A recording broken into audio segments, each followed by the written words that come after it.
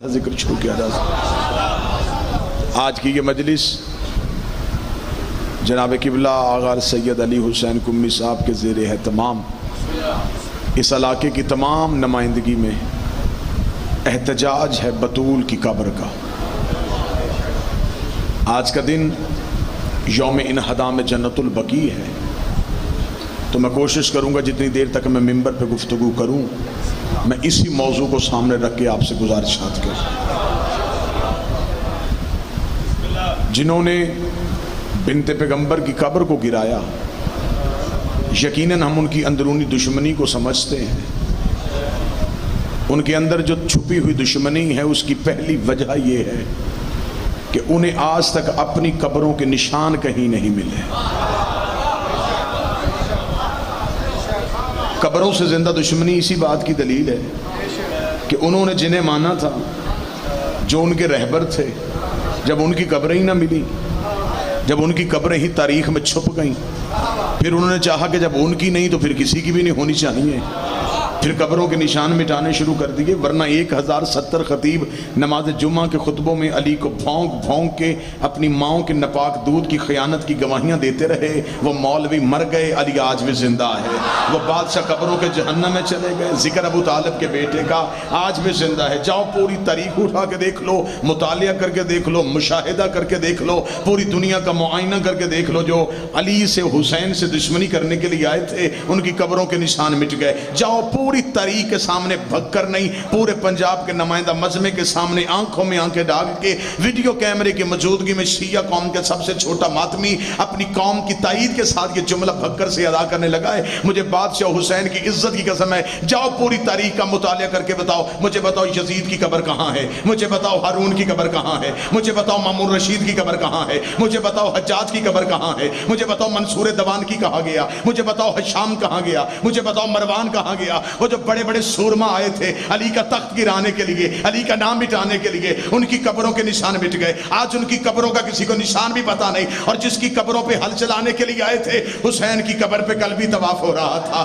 حسین کی قبر پہ آج بھی طواف ہو رہا ہے، علی کی قبر پہ کل بھی سجدہ ہو رہا تھا، علی کی زرعی پہ آج بھی سجدہ ہو رہا ہے۔ قبریں مٹانے سے وارثوں کا ذکر نہیں مٹتا، یہ ذکر زندہ تھا، زندہ ہے اور زندہ رہے گا۔ اس کی سب سے بڑی دلیل یہ ہے تمہارے امام تھے، ہمارا امام ہے۔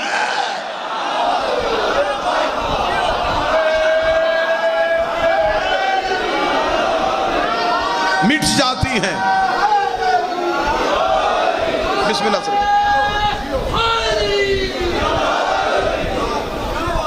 وہ قبریں مٹتی ہیں جن کا وارث کوئی نہ ہو۔ مجھے بادشاہ حسین کی عزت کی قسم ہے، بابا نزاکت شاہ جی، پیر حبیب شاہ جی، مولانا غلام جعفر تیار صاحب بیٹھے، میرے بھائی چانڈیو، علی محمد شویہ صاحب، مجھے بادشاہ حسین کی عزت کی قسم ہے، جنت البقیع پہچانی ہی سیدہ کی وجہ سے جاتی ہے۔ انہوں نے قبر کا نشان مٹانا چاہا کہ قبر مٹا دیں گے، بطول کی قبر مٹ جائے گی، بطول کا نام کوئی نہیں لے گا۔ آج وہ قبرستان پہچاننا ہی بطول کے نام سے جاتی ہے۔ اور یہ آج 8 شوال چاہیے تھا، پوری امت مسلمہ احتجاج کرتی۔ مجھے دکھ ہے ان دینی رہنماؤں پہ جنہیں کشمیر کا ظلم تو یاد ہے، یوم القدس پہ ریلیاں نکل سکتی ہیں، امریکہ ڈرون حملہ کرے تو اگلے دن تیرے ملک کے ذمہ دار مولوی ٹی وی پہ آ کے بیٹھ جائے، ناحق خون ہوا ہے، یہ گھر گرا دیے گئے ہیں۔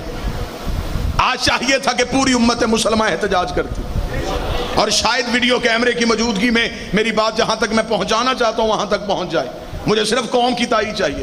بابا جی وہاں پہ صرف اور صرف یہ نہیں، اگر صرف جناب سیدہ کی قبر ہوتی تو یہ کہہ دیتے کہ شیعہ محبت کرتے ہیں آل محمد سے اس لیے یہ احتجاج کرتے ہیں۔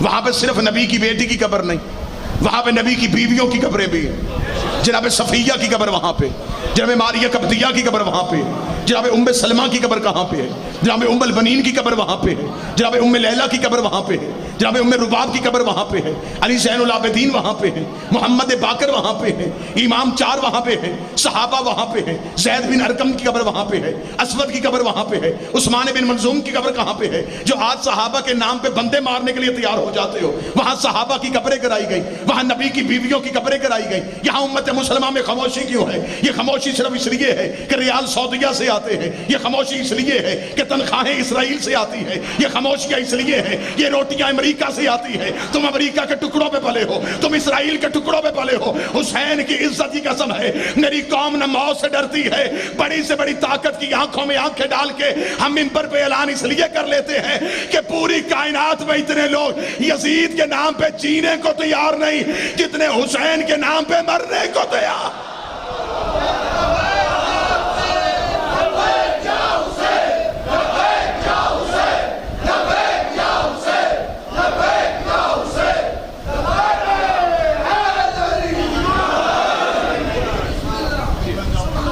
اور میرا سلام ہے اس بصیرت مند قائد کو، جناب میری مراد قبلہ و کعبہ سرکار سید حامد علی شاہ موسوی النقشی، اللہ زندگی کرے اس درویش سید کی جس نے پوری دنیا میں، پورے ملک میں نہیں، پوری دنیا میں آغا حامد علی شاہ موسوی صاحب کی حکم پہ احتجاجی مظاہرے ہوئے۔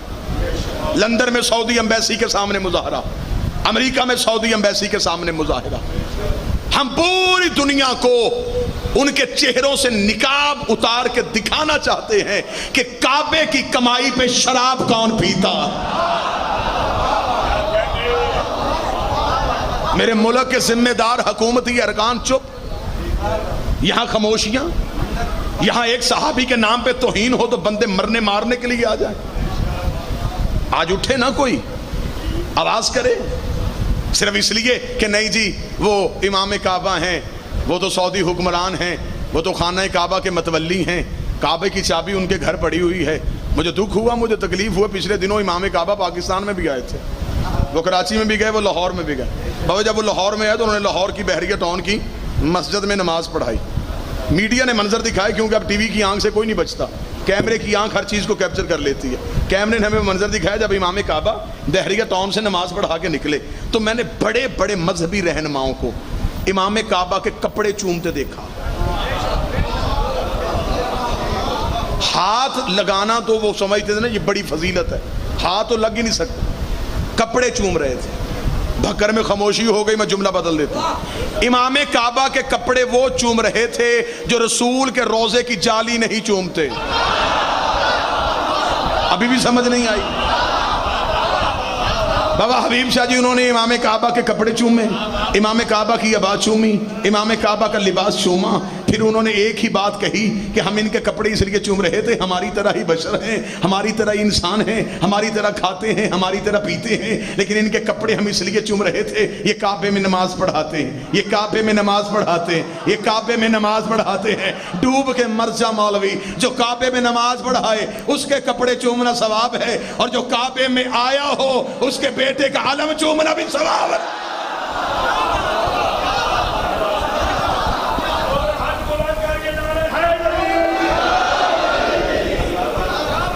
شیعہ مرتا مر سکتا ہے لیکن آل محمد کی عزت پہ سمجھوتا نہیں کر سکتا۔ بس یہی پیغام تھا تحریک ولا و وضع و حرمت سادات کا ایک ادنا سا کارکن ہونے کی حیثیت سے میر کارواں جناب پیر سید نزاکت حسین شاہ صاحب کی موجودگی میں یہی پیغام میں قوم کے حوالے دینا چاہتا، اور یہ پیغام آپ تک موصول ہو گیا۔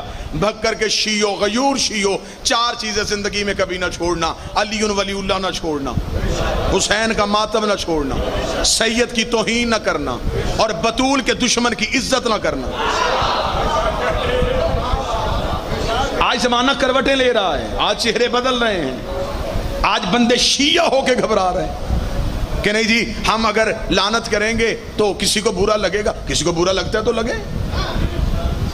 ٹی وی پہ بیٹھ کے شیعہ مولوی کہتا ہے کہ نہیں مقدسات کا احترام ہوگا، ہم فلاں کا بھی احترام کریں گے، ہم فلاں کا بھی احترام کریں گے۔ تیری مجبوری ہو سکتی ہے، میری کوئی مجبوری نہیں۔ ہم علی کا کھاتے ہیں، ہم علی کا گائیں گے۔ ہم سے ہر اس بندے کا احترام ہوگا جس نے بطول کا احترام کیا۔ ہم ہر اس بندے پہ لعنت کریں گے جو سیدہ کا دشمن ہوگا. جب ہم لعنت کا لفظ استعمال کرتے ہیں تو بعض شیعہ سنجیدہ بندے وہ خاموش ہو جاتے ہیں. نہیں جی آپ شیعہ ذاکرین کو بھی چاہیے آپ یہ لفظ لعنت کا استعمال نہ کریں, یہ ہم نے کیا ہے, یہ تو اللہ نے قرآن میں کی ہے. لے جی آخری سطریں اور میں شاید یہیں پہ ممبر چھوڑ دوں. میں بھکر میں اس نمائندہ مجمع کے سامنے اللہ کے قرآن سے بطول کے دشمن پہ لعنت ثابت کرتا ہوں. اب مجمع میرا ساتھ دے گا تو میں جملہ پڑھوں گا نا جی. میں قرآن سے سیدہ کے دشمن پہ لعنت ثابت کرتا ہوں. اللہ قرآن میں کہتا ہے یوم ندعو کل اناس امام, ہر شخص کو امام کے نام پہ اٹھایا جائے گا. ہمیں فخر ہے ہمارا امام علی ہے, ہمارے ہر فعل کا ذمہ دار علی, ہم ہر کام علی کے آسرے پہ کرتے ہیں. خدا نے مباہلے کے میدان میں جب عیسائی بھی بلائے تھے, ادھر سے رسول کو کہا کہ پنجتن لے کے آ. اگلی آیت خدا نے کیا بھیجی تھی, ثم نبتہل فنجل لعنت اللہ علی الکاذبین. خدا نے کہا سچے بھی آئیں جھوٹے بھی آئیں, پھر جو بھی جھوٹا ہوگا. مجمع بولے گا تو میں صدرے پڑھوں گا نا سرکار. جو جھوٹا ہوگا وہ لعنت لے کے چلا جائے گا, جو جھوٹا ہوگا وہ لعنت لے کے چلے گا, جو جھوٹا ہوگا وہ لعنت. خدا نے نام نہیں لیا, خدا نے کہا جو جھوٹا ہوگا وہ لعنت لے کے چلا جائے گا. خدا نے کہا جو سچوں کے مقابلے پہ آئے گا وہ لعنت لے کے چلے گا. نہ بھکر میں انصاف کرنا میرا حق بنتا ہو, میری بول کے تائید کر دینا. اللہ عالم الغیب ہے کہ خدا نہیں جانتا تھا کہ عیسائیوں نے بحث نہیں کرنی, جانتا تھا. جب خدا کو پتا تھا کہ انہوں نے بحث نہیں کرنی, پھر خدا نے لعنت بھیجی کیوں ہے؟ اس کا مطلب لعنت آئی ہے تو کسی نہ کسی کے لیے تو آئی ہے. عیسائیوں نے تو قبول نہیں کیا, پھر وہ لعنت گئی تو گئی کہاں؟ مسجد کے مولوی سے لے کے مکے کے مفتی تک سر پہ قرآن رکھ کے بتاؤ مجھے قرآن کی وہ آیت نکال کے بتاؤ جہاں پہ اللہ نے کہا کہ میں نے لعنت بھیجی تھی لیکن عیسائیوں نے معافی مانگ لی, میں نے لعنت واپس بلا لی, یا میں نے لعنت رحمت میں بدل دی. آتی ہوئی لعنت دکھا رہے ہو, جاتی ہوئی لعنت کیوں نہیں دکھا رہے کہ لعنت آئی تھی تو گئی کہاں تھی؟ خدا نے کہا تھا جو پنجتن کے مقابلے پہ آئے گا مباہلے کے میدان سے زندہ واپس نہیں جائے گا, وہ لعنت کو لے کے چلا جائے گا. لعنت مباہلے کے میدان میں انتظار کر رہی تھی. عیسائیوں نے کھڑی ہوئی لعنت کو دیکھا, عیسائیوں نے معافی مانگ لی, عیسائیوں نے جزیہ دے دیا, عیسائیوں نے لعنت کو قبول نہ کیا. پورا بھکر بولے, درو دیوار بولے, مجھے بول کے بتاؤ پھر وہ لعنت گئی تو گئی کہاں؟ میں تجھے جاتی ہوئی لعنت دکھاتا ہوں. تھوڑی عرصے بعد انہی پنجتن میں ایک بی بی بڑے دربار میں جا کے کھڑی ہوئی. بی بی نے کہا مجھے میری جگیر دے, مجھے میری جگیر دے. اس نے کہا تیرے پاس کوئی گواہ ہے تو لے کے آ. بی بی نے وہی مباہلے والے گواہ اٹھائے. بی بی نے کہا میرا علی گواہ, میرا حسن گواہ, میرا حسین گواہ. اس نے کہا میں تیری گواہیوں کو نہیں مانتا. بی بی نے کہا میں بھی جگیر لینے نہیں آئی تھی, مباہلے والی لعنت واپس پہنچانے آئی.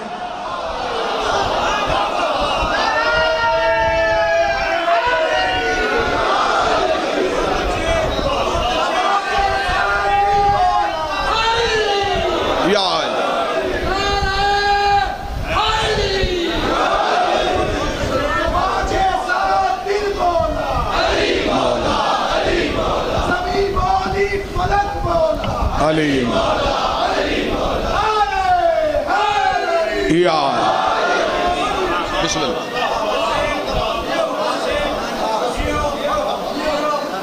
لعنت بطول کے دشمن پہ شیعہ نے نہیں بھیجی, اللہ نے بھیجی. عقیدہ ہے تو سیسا پلائی ہوئی دیوار بن کے جیو, گھٹ گھٹ کے نہیں جینا, شرما شرما کے نہیں جینا. ٹی وی پہ بیٹھ کے کوئی مولوی شیعہ ہو کے کہہ دے کہ ہم معافی چاہتے ہیں کہ ہم نے کہہ دیا علی انبیاء سے افضل ہے. ہمارا عقیدہ ہے کہ علی نبیوں سے افضل ہے. وقت ہوتا, جلسہ نہ ہوتا, مجلس ہوتی, پڑھنے والا اکیلا ہوتا, پیچھے بزرگ ذاکرین نہ ہوتے تو شاید اس کی تفصیلات بھی میں آپ کے سامنے پڑھ دیتا. چلے میں اشارہ کر کے گزر جاتا ہوں. تم علی کا آدم سے مقابلہ کرو گے تو کیسے کرو گے؟ آدم کا ایک بیٹا قاتل ہے, علی کے دونوں جنت کے سردار ہیں.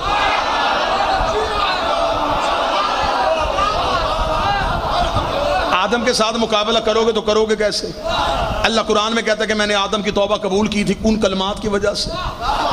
70 اہل سنت کتابیں میں ممبر پہ لانے کے لیے تیار ہوں. تفسیر ابن خلدون سے لے کے شبلی نعمانی تک, شبلی نعمانی سے لے کے ڈپٹی نذیر تک, ڈپٹی نذیر سے لے کے ڈاکٹر طاہر القادری تک, سب نے لکھا 70 تفسیریں میں ممبر پہ لے آتا ہوں جس میں لکھا یہ جو آدم کی توبہ قبول ہوئی تھی یہ صرف پنجتن کے ناموں کی وجہ سے ہوئی تھی.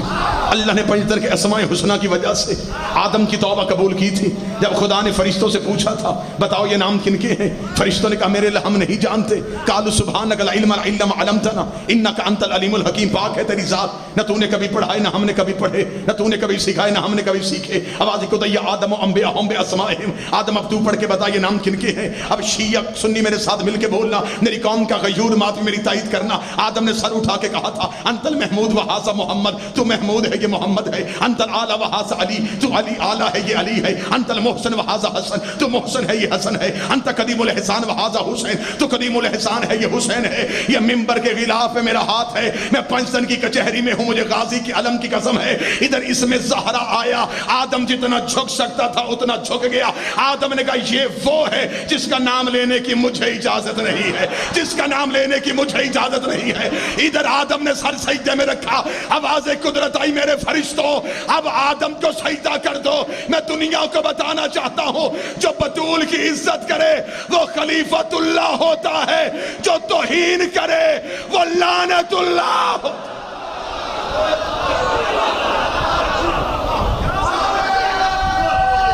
بسم اللہ سے توبہ قبول ہوئی تو پنجتن کی وجہ سے. نوح کا مقابلہ علی سے بنتا ہی نہیں. نوح کا بیٹا باغی, علی کے دونوں امام,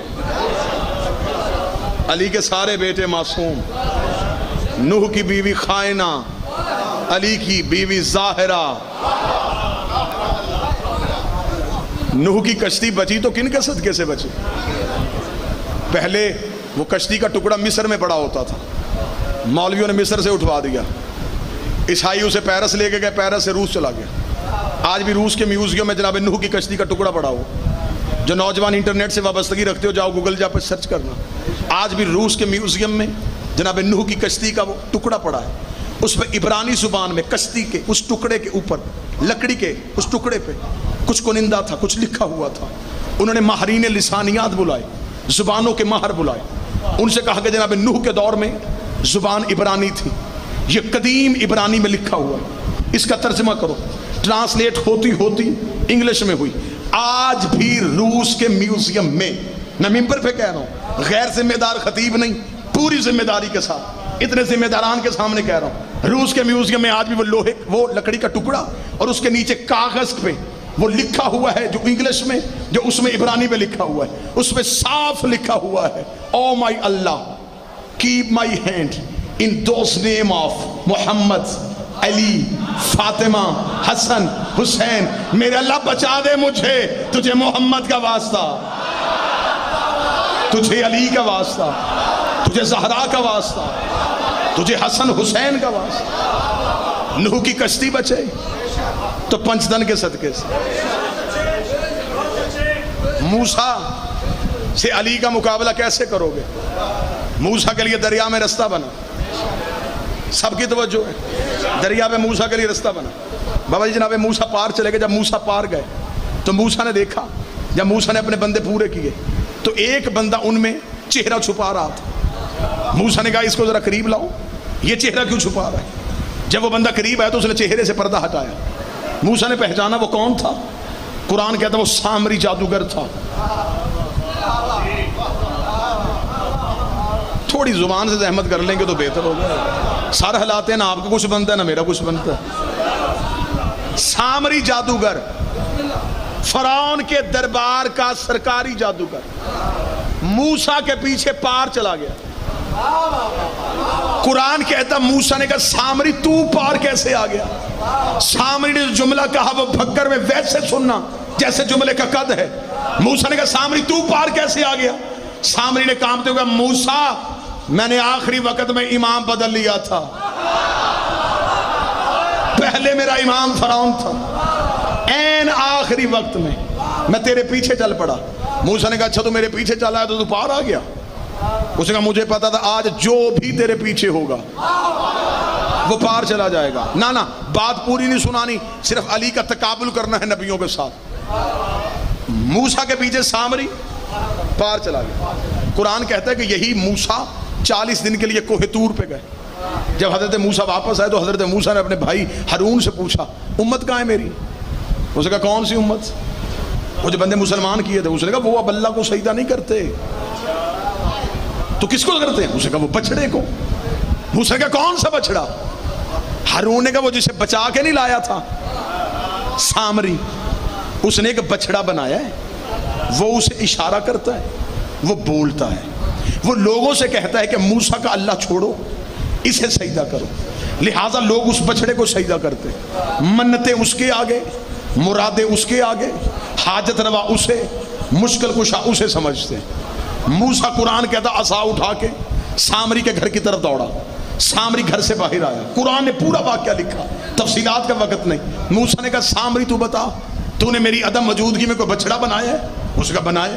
موسیٰ نے کہا میرے سامنے لا، توڑوں گا نہیں، میری آنکھوں کے سامنے اسے بلوا، میں دیکھوں وہ تیرے کہنے پہ کیسے بولتا ہے۔ قرآن کہتا سامری نے بچڑا لا کے فَإِشَارَتِ إِلَيْهِ، اس کی طرف اشارہ کیا، بچڑا بول پڑا۔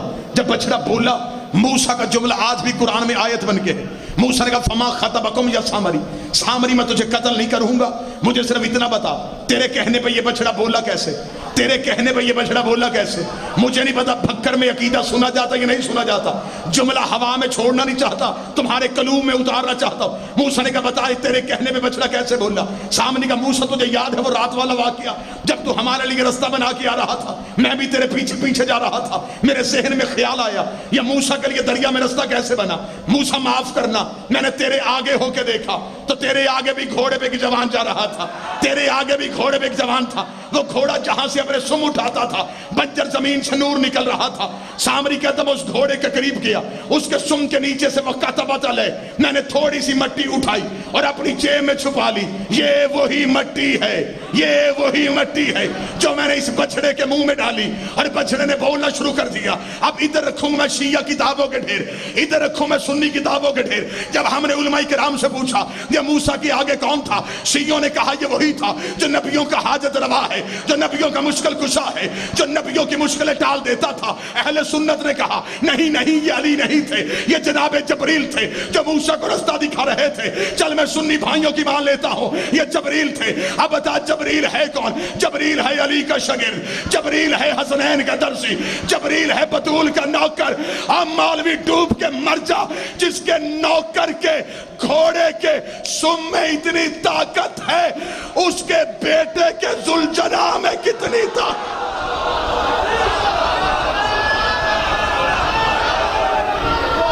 بسم اللہ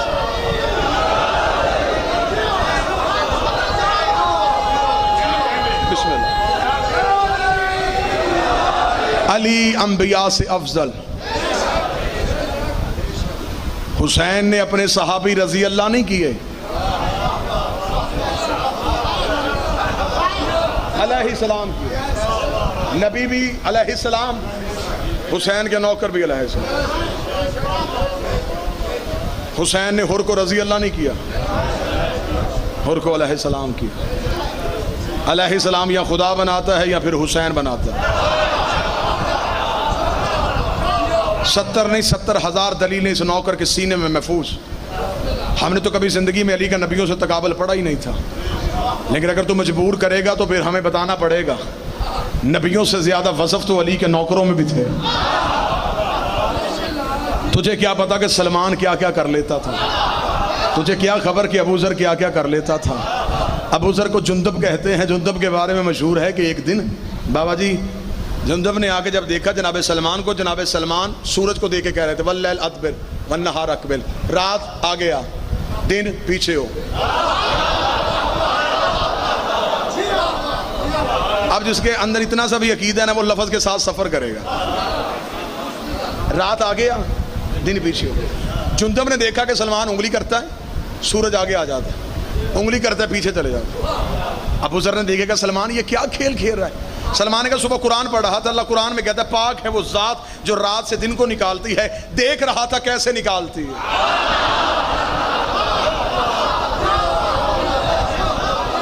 جس کے نوکر کائنات پہ تجربہ کریں۔ اور مجھے بادشاہ حسین کی عزت کی قسم بندوں کے کلیجے برداشت نہیں کرتے، ابھی تو علی پڑھا ہی نہیں گیا۔ ابھی علی کی آئی، ابھی ابو ذر نہیں پڑھا گیا، ابھی کمبر نہیں پڑھا گیا، ابھی مقداد نہیں پڑھا گیا، ابھی عمار نہیں پڑھا گیا، ابھی سلمان نہیں پڑھا گیا. بندے چپ ہو گئے، آنکھیں پھاڑ پھاڑ کے ہمیں دیکھنا شروع کر دیتے ہیں. ہم تھوڑا سا فضائل پڑھتے ہیں، بندے پریشان ہو جاتے، غلب ہو گیا جی، علی کو حد سے زیادہ بڑھا دیا. آج تک مجھے وہ مائی کا لال نہیں ملا جو مجھے علی کی حد بتائے کہ اس حد کے اندر رہ کے علی کو ماننا تھا. تم حد سے زیادہ علی کو لے گئے ہو. مجھے حسین کی عزت کی قسم ہے، سلمان تو پھر بھی علی کا نوکر تھا، ابو ذر تو پھر بھی علی کے قدموں میں بیٹھتا تھا، ہمارے یاسر تو علی سے محبت کرتا تھا. مجھے حسین کی عزت کی قسم ہے، علی کے ہاتھ میں ایک لوہے کا ٹکڑا تھا، زمانہ تلوار کہتا تھا، حیدر کرار ذوالفقار کہتا تھا. کئی جنگوں میں علی ذوالفقار ہوا میں چھوڑ دیتے، ذوالفقار ہوا میں لہراتی ہوئی آتی، 3 گردنیں کاٹتی، 4تھی چھوڑ دیتی، 6 کاٹتی، 7ویں چھوڑ دیتی. مال کی اشتر قدموں پہ ہاتھ رکھ کے کہا، یا علی یہ تیری تلوار گردنیں چھوڑ کے کیوں چلتی ہے؟ فرمایا گردنیں چھوڑ کے نہیں چلتی، شجرے دیکھ کے چلتی ہے. سارے بولو، مل کے بولو، حیدری.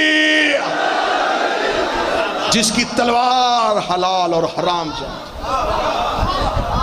اس کی بیٹیاں بازار میں کھڑی. بس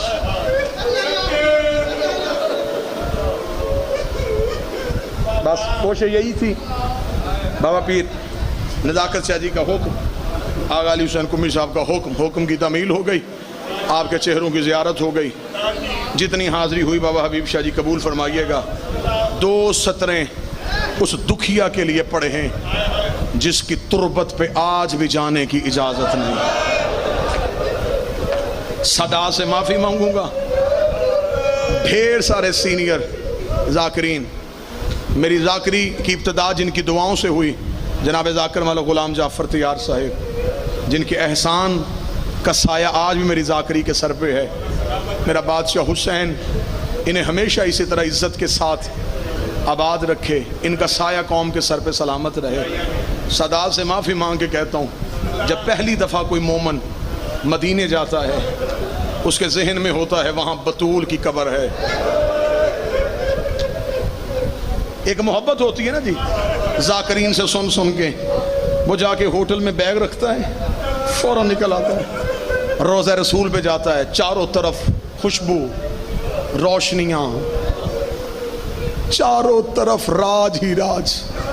وہ مسجد نبوی کو دیکھتا ہے، روضہ محمد کو دیکھتا ہے، اس کے دل کو تسلی ہو جاتی ہے کہ نہیں، پاکستان میں غلط لوگ کہتے ہیں نبی کا اتنا روضہ پیارا، اتنی بہترین مسجد نبوی، ضرور بی بی کی قبر بھی ایسی ہی ہوگی. وہ وہاں سے چلتا ہے جند البقیع کی طرف. جب جند البقیع کے گیٹ کے اندر جاتا ہے، چاروں طرف سنسانی، تاریکی، اندھیرا. وہ دور کھڑا ہو کے کسی نہ کسی عزادار کی آنکھ میں آنسو دیکھتا ہے، اس کے قریب جا کے کہتا، میں پہلی دفعہ آیا ہوں، مجھے صرف اتنا بتا محمد کی بیٹی کی قبر کہاں ہے؟ وہ رو کے کہتا، وہ سامنے جو میلا پتھر ہے. آئے یہ محمد کی بیٹی کی قبر. بابا جی میں 2008 میں پہلی دفعہ عمرے کی سعادت کے لیے گیا. میں ممبر کے غلاف پہ میرا ہاتھ ہے، میں قوم کو رلانے کے لیے نہیں، میں حقیقت پڑھنے لگا. جب میں گیا تو میرے ساتھ میری والدہ تھی، ہم روضہ رسول سے ہو کے ہوٹل کی طرف جا رہے تھے. جند البقیع کے قریب سے ہم گزرے تو جند البقیع کی دیوار کے ساتھ ایک بوڑھی عورت، اس کے قریب اس کا سفری بیگ تھا. بابا جی وہ جند البقیع کی دیوار کے ساتھ ٹیک لگا کے بیٹھی تھی، اتنے چیخیں مار مار کے رو رہی تھی. وہ بار بار اپنا سر جو ہے نا یہ جند البقیع کی دیوار سے مار کے روئے. میرے دل کو کچھ ہوا، میں نے کہا یہ ہیں بھی اکیلی. میں قریب گیا، میں نے کہا جی آپ کو کچھ چاہیے؟ اس نے ہاتھ کا اشارہ کیا، چلا جا، مجھے کچھ نہیں چاہیے. بابا جی بادشاہ حسین کی عزت قسم چند قدم گیا تھا، مجھے پیچھے سے اس کا بینڈ سنا، میری وہیں پہ عزاداری ہو گئی. وہ رو کے کہتے ہیں یا رسول اللہ میں ایران سے آئی تھی، میں تیرے روضے کی زیارت کروں گی، یا رسول اللہ مجھے معاف کر دینا، میں نے تیرے روضے پہ نہیں آنا. اپنی قبر کی روشنیاں دیکھ، بیٹی کی قبر کا اندھیرا دیکھ، اور جس نے ساری اولاد تیرے دین پہ دے دی اس کی قبر پہ چراغ بھی کوئی نہیں جل رہا. آج بھی دھوپ کی چادر ہے محمد کی بیٹی کی قبر پہ. ایک آخری دعا کروں گا، 2 یا 3 منٹ اور پڑھوں. آخری دعا، روتے ہوئے، مصحف سے پیار کرنے والے لوگ ہو، روتے ہوئے دعا کرو، میرا اللہ اولاد چھوٹی ہو، کسی کی ماں نہ مرے.